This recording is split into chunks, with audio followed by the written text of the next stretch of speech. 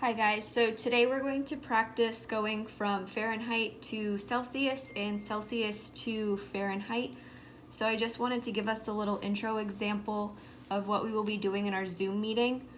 So the first thing here, we have 5F equals 9C plus 160. F stands for Fahrenheit, C stands for Celsius. If we remember, if you have a number and a variable right next to each other, that means that you are multiplying. So there's a little bit of a difference between these two formulas. So if we have 5F equals 9C plus 160, that means we are trying to find our Fahrenheit. Here we have 9C equals 5F minus 160. We are trying to find our degrees Celsius. One other thing you should recognize that if they give you the degrees Celsius, that means you're going to use this formula to solve for Fahrenheit.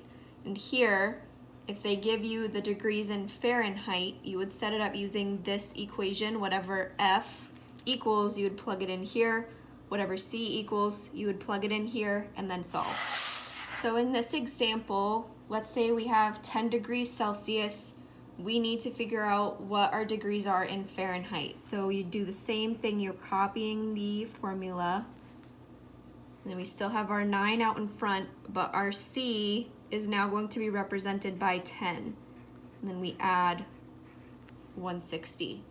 So we keep going, 5F equals 9 times 10 is 90 plus 160.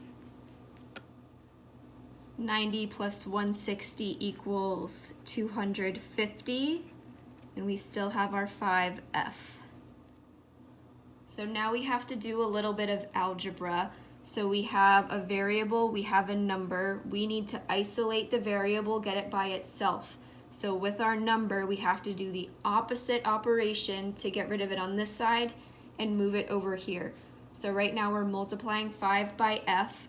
To get rid of 5, we need to divide by 5. What you do to one side, you have to do to the other. So our 5 over 5 cancels out. We are left with an F, and then we just simplify. So 5 can go into 25 5 times, and then there's only a 0 left over. So we have 50 degrees Fahrenheit is the same as 10 degrees Celsius.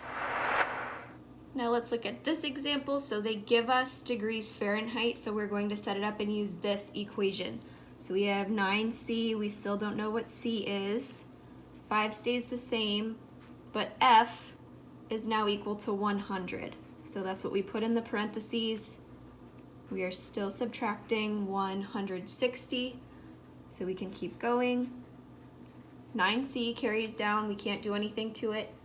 5 times 100 is 500. Nothing changes from our 160. Our 9C is still on its own on this side, and then we just have to subtract. So 500 minus 160.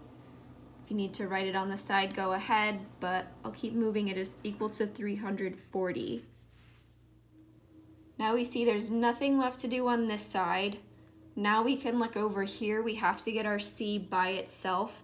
So right now it's 9 times C. We have to do the opposite to get C by itself. So we do the opposite of multiplication, which is division. We are dividing by 9. What we do on one side, we have to do to the other.